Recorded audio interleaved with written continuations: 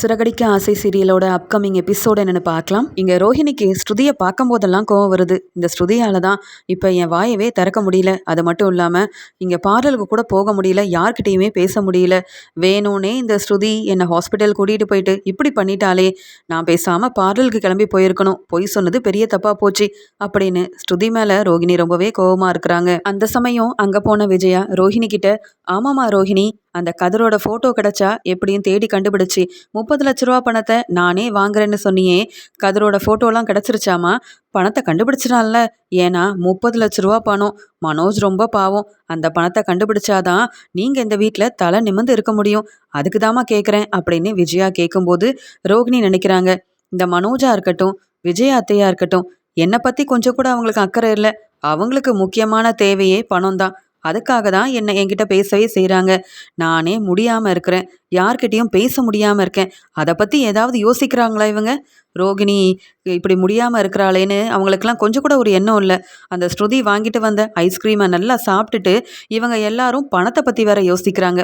இதில் மனோஜுக்கு வேற நான் பெருசாக உதவி செய்யணுமா அப்படின்னு கோவத்தில் ரோகிணி அந்த கோவத்தை விஜயா கிட்ட காட்ட முடியாமல் சிரிச்சுக்கிட்டே, கண்டிப்பாக கண்டுபிடிச்சிடலாம், ஆனால் உங்கள் பையன் மனோஜால் அது முடியாது. நான் எல்லா ஏற்பாடையும் செஞ்சுருக்கேன். ஃபோட்டோ கிடைச்ச உடனே கதிரை எப்படியாவது தேடி கண்டுபிடிச்சி பணத்தை நான் வாங்கிடுறேன், நீங்கள் கவலைப்படாதீங்க, நீங்கள் போய் ரெஸ்ட் எடுங்க ஆண்டி அப்படின்னு அனுப்பிடுறாங்க. இங்கே முத்து செட்டில் அவரோட ஃப்ரெண்ட்ஸ் கிட்டலாம் பேசிகிட்டு இருக்காங்க. வர வர சவாரி பெருசாக ஒன்றும் வரதில்லை செல்வம்.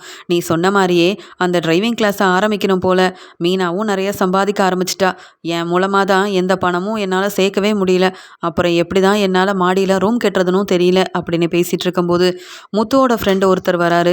உடனே முத்துவும், என்னப்பா உன்னை ஆளையே காணோம், ரொம்ப நாள் ஆச்சு உன்னை பார்த்து, என்ன இப்போ எங்கே வேலை பார்க்குறேன்னு கேட்க, அதுவா முத்து, நான் இப்போ துபாய்க்கு போகிறேன், அதான் உங்களெல்லாம் பார்த்துட்டு ஒரு சின்னதாக உங்களுக்கு ஏதாவது செய்ய முடிஞ்சது செஞ்சுட்டு போகலாமேன்னு தான் வந்தேன் அப்படின்னு அங்கே வந்து முத்துக்கிட்டையும் அங்கே செல்வத்துக்கிட்டையும் ஒரு பையில இருந்து ட்ரிங்க்ஸ் செய்கிறதுக்காக அங்கே எல்லா பொருளையுமே எடுத்து கொடுக்குறாரு. இதை பார்த்த முத்துவும், வேண்டாம்ப்பா, நான் உங்ககிட்டலாம் பேசி சிரிக்கிறேன், ஆனாலும் நான் இதெல்லாம் வாங்கி ட்ரிங்க்ஸ் பண்ணேன்னா அது மீனாவுக்கு பிடிக்காது, வீட்டுக்கு போனாலும் பிரச்சனையாயிரும், இதெல்லாம் தேவையா?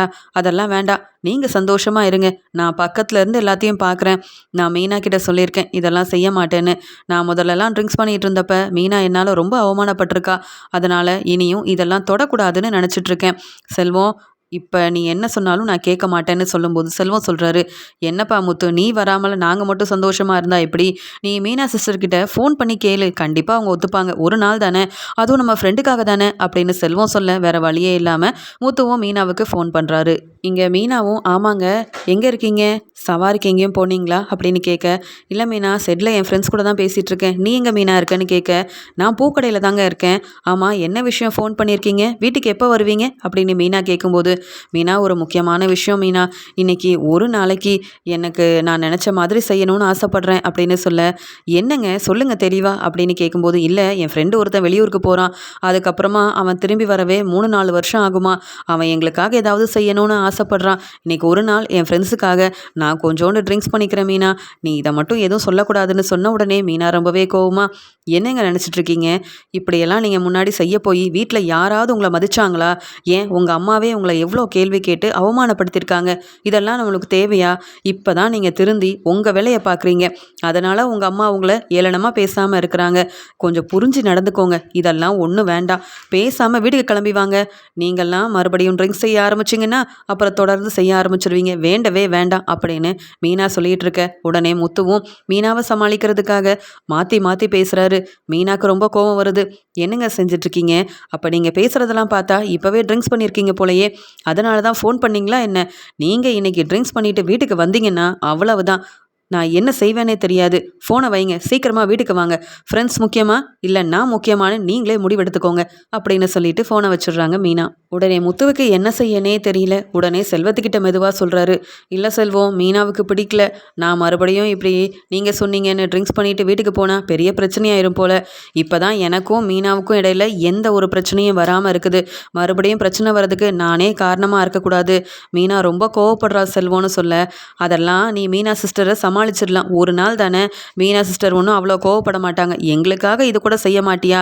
எங்களுக்கு ஒரு பிரச்சனைன உடனே உன் காரை வச்சு எங்களுக்கு பண ஏற்பாடு செஞ்ச நீ, நாங்கள் சொல்கிற இதை கேட்க மாட்டியா முத்து அப்படின்னு முத்துக்கிட்ட சொல்லி புரிய வைக்க வேற வழி இல்லாமல் முத்துவும் அவங்க கூட சேர்ந்து சிரித்து சந்தோஷமாக பேசினது மட்டும் இல்லாமல் மீனா பேச்சை கேட்காம ட்ரிங்க்ஸ் பண்ண ஆரம்பிக்கிறாரு.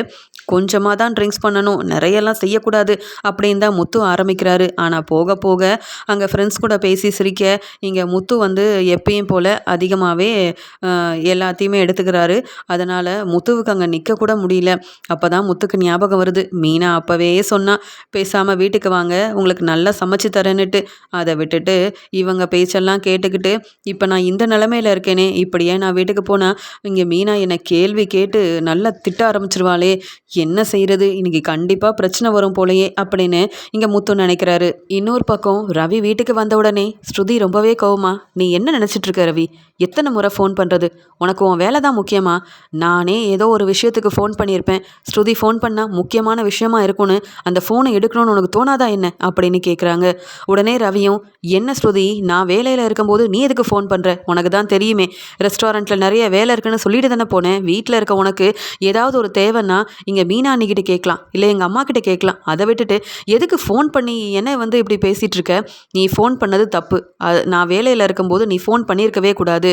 அங்கே நான் எல்லார்கிட்டையும் நான் பேசிகிட்டு இருந்தேன், ஒரு முக்கியமான விஷயத்தை பற்றி என்கிட்ட பேசிகிட்டு இருந்தாங்க ஹோட்டலோட ஓனர். அப்படி இருக்கும்போது நீ பண்ணுற ஃபோனெல்லாம் எடுத்து பேசிகிட்டு இருந்தா அவங்க என்னை பற்றி என்ன நினைப்பாங்க, என் மேலே இருக்கிற நம்பிக்கையில் பெரிய பெரிய பொறுப்பெல்லாம் கொடுக்குறாங்க, அதன் மூலமாக கொஞ்சம் நல்ல வருமானம் பார்க்கலான்னு நினச்சா நீ எதுக்காக இப்படியெல்லாம் செய்கிற ஸ்ருதி அப்படின்னு ரவியும் கேள்வி கேட்க இங்கே ஸ்ருதி அதை புரிஞ்சுக்காம, அப்போ நான் உனக்கு முக்கியம் இல்லை, உனக்கு அந்த ஹோட்டலோட ஓனரும் தான் முக்கியம், அவங்க பேச்சை மட்டும்தான் நீ கேட்பியா, என்னதான் வேலையாக இருந்தாலும் வீட்டில் இருக்க ஸ்ருதி ஃபோன் பண்ணுறாளே, என்னவா இருக்கும்னு ஒரு முறை கூட ஃபோன் எடுத்து உனக்கு என்ன ஏதுன்னு கேட்கணுன்னே தெரியாதா ரவி அப்படின்னு இவங்க 2 பேத்துக்கு இடையிலையும் ரொம்பவே பிரச்சனை வருது.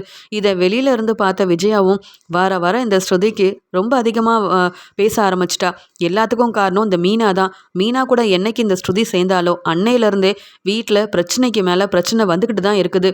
என்ன ஆச்சுன்னு போய் கேட்போமா அப்படி நம்ம கேட்டால் இந்த ஸ்ருதி கொஞ்சம் கூட மதிப்பு தரமாட்டாளே, அப்புறம் எங்கள் பிரச்சனையில் நீங்கள் எதுக்கு தலையிடுறீங்கன்னு தேவையில்லாமல் பேசி அவமானப்படுத்திடுவாளே.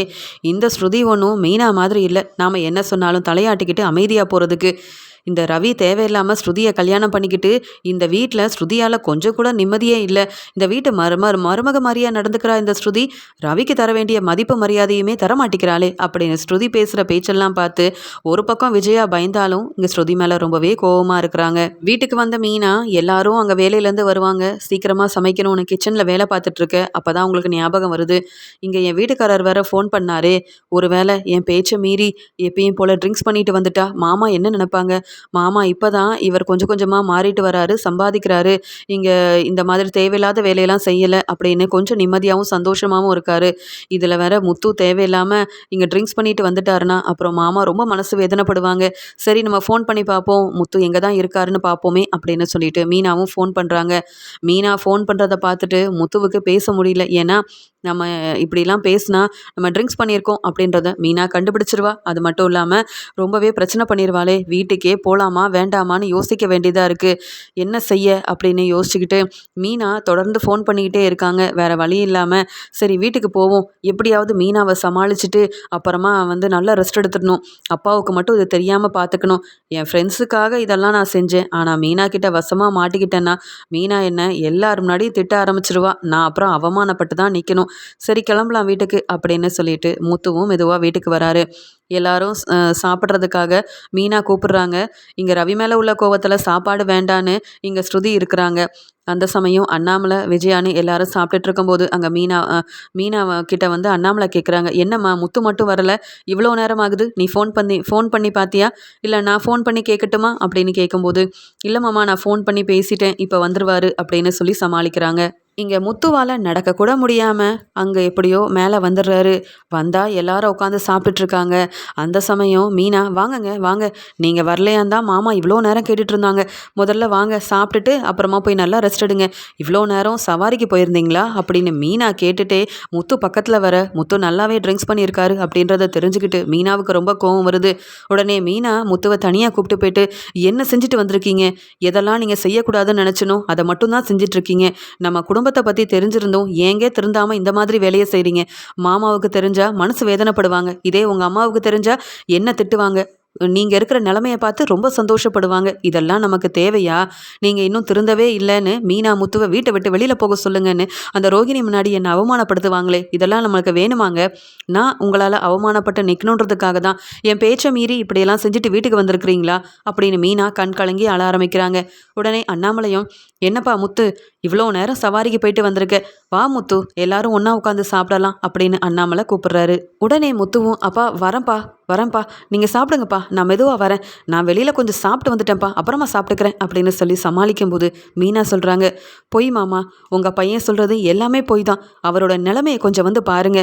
நான் எவ்வளவோ எடுத்து சொல்லியும் உங்க பையனை என்னால திருத்தவே முடியல. இங்க பாருங்க, உங்க பையன் ஒன்றும் அங்க சவாரிக்கு போயிட்டு வரல.